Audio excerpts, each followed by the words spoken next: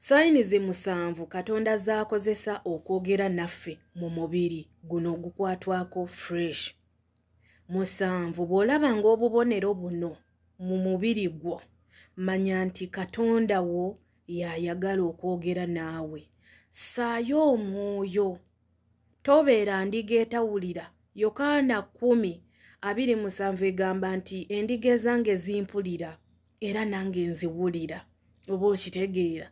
Kati zino sayini bw'ozisanga ziri mu bulamu bwo obw'omubiri, ssaayo omwoyo omanye nti Katonda aŋŋamba kitobireka awo, leka kubeera endiga etawulira Mukama waayo.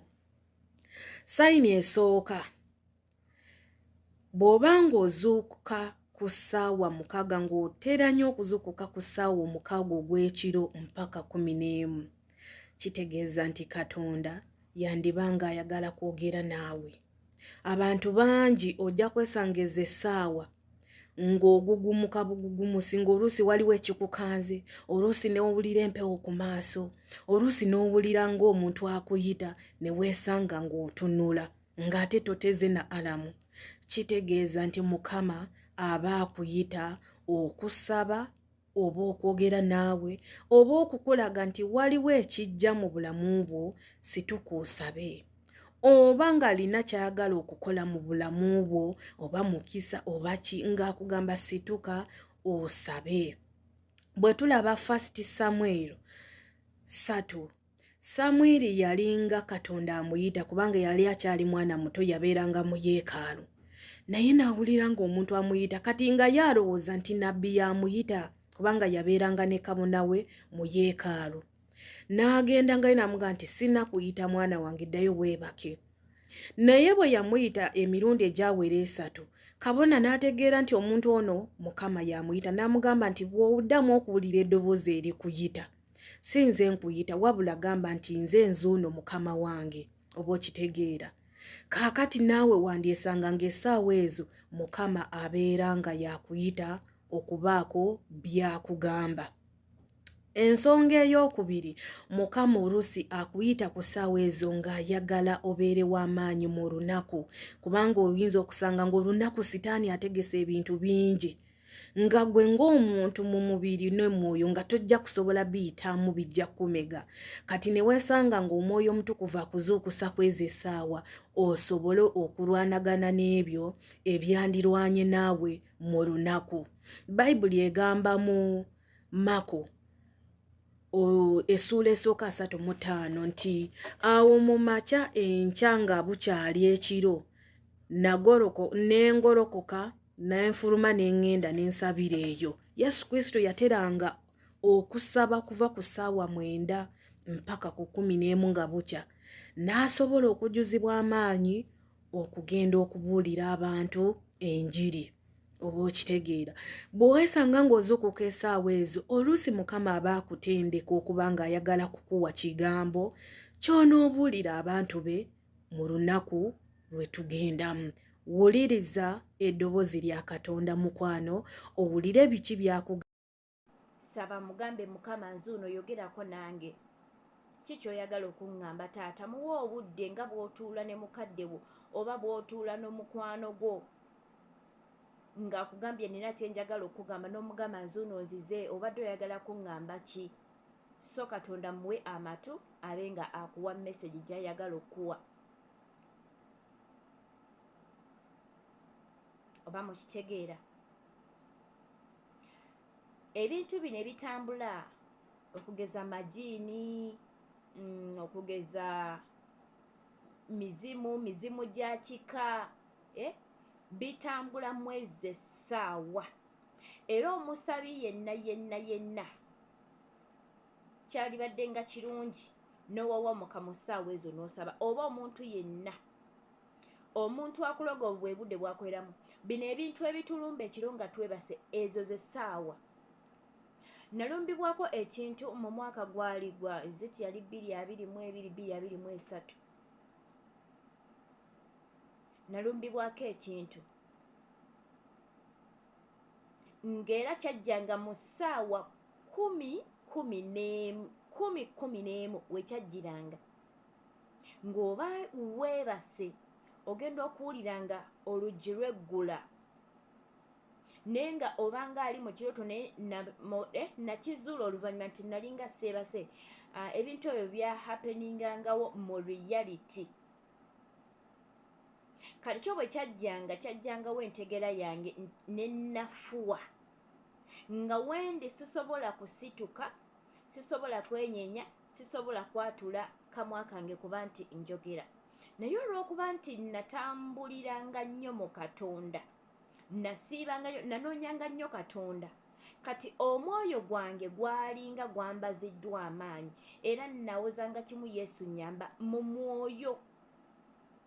Kati buli nawozanga Yesu nnyamba kyagendanga otambula okuntuukako nga mmaze okujjula amaanyi nga Yesu amaze okunneegattako. Era kyabanga ekintukako bwe kiti ne kidisappearinga ne kibula. One day ndoza Mukama n'akiganya kinkwateko kimanye amaanyi ge nnina. One day kyajja ne kinkwatako kwolwo kyankwatako. Era mu kunkwatako olw'amaanyi ge nayina, olwa faya eyali mu nze, ndoza n'enkyokya ne kisituka ne kiŋŋamba ng'oyokya naye era nja kudda. Ne kitambula ne kigenda. Bino ebintu byabeerangawo nga oyinza okulowooza nti oloota naye nga oba toloota. Bibeerawo mu reality. Lwaki njogera bwe ntyo nti bibeerawo mu reality? Kyajja bwe kityo kati we nakyokya kyagenda ne kimala ennaku. Gyali ndoza na myezi. Kyobala nti sitaani we bagobamu omuzimu gujja kudda gukyekingewo we baagugoba. Bw'oba tosaba gye muzimu gijja kudda. So we bakugobamu emizimu oba bw'oba kukolako deliverance, make sure nti osigala mu maaso ga Mukama. Kyakomawo omulundi omulala ti bwekolo lwe kyadda, amazima nali seebase, nali siroota, naye Mukama yayagala ndabe enkola z'ekintu kino. Ssaawa ziba ziwera zaalinganga mu 11 n'obudakiika obugwamu. Nali nsisimuse ne nkwata ku ssimu yange ng'esula wansi wa pilo. Bwe mmala okukwata ku ssimu yange ndoze dakiika nga 5 ne ngizaawo. Mba ntwala omutwe bwe nti okwebaka, ngenda okuwulira oluggi nga lweggula nga seebase. Ng'oluggi lweggula ne nnyimusa amaaso gange ne ntunula mu luggi. Ng'oluggi luggale naye ng'obadde owulira lweggula. Mu kuyimusa amaaso gange otunula mu luggi nga mulimu ekintu kyali kya black naye nga kiri mu shape eringa ya zike. Nga kiri mu shape eringa ya zike naye nga kimalayo oluggi lwonna. Bwe namala okukiraba era ne kitandika okutambula okuva ku luggi nga kijja wendi. Kati wano mu kutambula okuba nga kijja wendi ne ndyoka no kyakasuka ekintu we nali ntadde omutwe bwe nti kati ng'oli wanakasukira like oba ejjinja oba ekigoye ne kigwa wano we nali mpunzisa omutwe bwe nti. Kati awo we natandika okuggwamu amaanyi ne nsanyalala ne mba nga sisobola kwogera, sisobola kusitusa kagalo konna, nga sisobola kukola kintu kyonna. Naye omwoyo gwange ne gutandika, nze wano we nanafuuyizibwanga, omwoyo gwange nga gutandika oyita Yesu nnyamba, Yesu nnyamba. Kati eno paati gye mbagamba yaliwo mu reality nga seebase. Kozi nasookanga ne ndowooza oba mba ndoota ne ntandika ofumbisa nga n'ekino ekintu mba siroota. Kibeerawo mu reality. Kati ndowooza Mukama n'ayagala akindage enkola zaakyo zonna. Kati mpita Yesu nnyamba, Yesu nnyamba, mwoyo gwange nga kye kigambo kye njogera. Ne kitambula ne kituuka wendi. Kikutama bwe kiti kibe ng'ekinkwatako. Jjukira nayise dda Yesu nnyamba kati nga presence eya Katonda already weeri. Kikutama ekyo kigira omukono kibe ng'ekinkwatako nga tekikyasobola ne kidisappearinga ne kibula. Lwe lunaku olwasembayo saddamu kukiraba mu bulamu bwange till now. Kyemmanyi ku sitaani nti singa otegeera enkola ze naweliba ddogo n'omanya nti omuntu ono andoga yandogera wano Mukama abikubikkulira. Amazima gali nti singa omala okubitegeera n'osaba eryo ddogo ligenda kuvaawo. Singa omala okumanya nti ndiko ndagaano ya kika, bakolerako saddaaka ya musaayi gwa muntu, bakolerako saddaaka ya nkoko, bannange Mukama n'akikubikwira bw'ati, kubanga lwabikula n'amaanyi agawonya oba agabijjawo gabeerawo.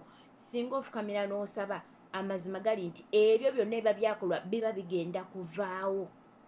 Sitaani bw'omala okumumanya bw'oti, akutugumya nnyo nga tonnaba kumutegeera, tonnategeera ddogo, ndagaano ya kika, mizimu gya kika, tobitegeera oli awo. Naye kasita omala okitegeera bw'oti Mukama n'akikubikkulira, amazima gennyini kasita osaba toddamu kukiraba mu bulamu bwo. Sitaani atya okumutegeera era akuyiganya nnyo nga tonnamutegeera. So Mukama abankumire nnyo, naye nga kyekyo bw'oba nga ozukuka nnyo mu ssaawa 6 ogw'ekiro, 6 mpaka ku 11 nga bukya mwobwo obudde ng'osisimuka nnyo nga tewali akuyise naye owulira ng'omuntu akuyise, owulira ng'omuntu akukoonako, nga tewali akukanze n'osimuka n'odda engulu nga tobadde toloota. Mukama aba akugamba yimuka osabe, aba alina by'ayagala okulaga, ositukiranga n'omugamba Mukama nzuuno nzize, yogerako nange, ki ky'oyagala okuŋŋamba. Katonda agenda kwogera naawe kubanga ye alaba by'otasobola kulaba na maaso go, kubanga yaliwo ng'ensi eno tennabaawo, era amanyi buli kyonna kyonna ekyakolwa mu famire yo, amanyi byonna ebitambulira ku bulamu bwo, ebyakolwa mu bulamu bwe byonna abimanyi. Kati ye bw'onooba omwewadde agenda kubikkulira kimu ku kimu era agenda kubiggyawo, agenda kubiwangula. Mukama bampeere nnyo omukisa. Ate nga sinnaba kuba nti neeyongerayo oba mbasiibula, ngenda kusaba bwe luba nga gwe mulundi gwo ogusoose okuba nti okyalako ku peegi yange, bambi nkusaba obe nga osubscribingako awo, ate era ompeeko ne ku like, osobola n'okusharingako. Mukama akumpeere nnyo omukisa, naye teweerabira kukoonako ku kadde. Bw'okoona ku kadde awo, bw'omala okusubscribinga n'okoona n'ekadde, buli vidiyo gye nnaabanga ntaddeyo ejja kuba nga ekutuukako mu budde. So Mukama abampeere nnyo omukisa, mubeere bulungi.